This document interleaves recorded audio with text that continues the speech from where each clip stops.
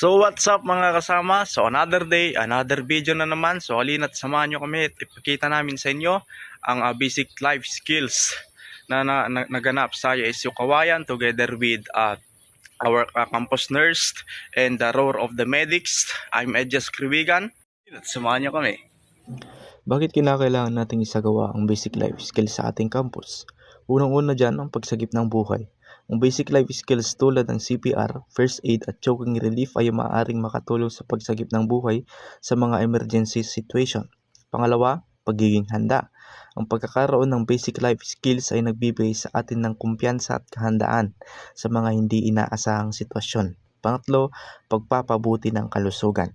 Ang pagtuturo ng basic life skills ay nagbibigay ng kaalaman sa mga mag-aaral tungkol sa wastong pangangalaga sa kalusugan at pag-iwas sa mga sakit. Pang-apat, paghubog ng responsibleng mamamayan. Ang pagtuturo ng basic life skills ay nagtuturo sa mga mag-aaral ng pagiging responsable at pagtulong sa kapwa. At panghuli, ang panglima, pagsuporta sa komunidad. Ang mga mag-aaral na may kaalaman sa basic life skills ay maaaring makatulong sa kanilang komunidad sa mga panahon ng sakuna o emergency.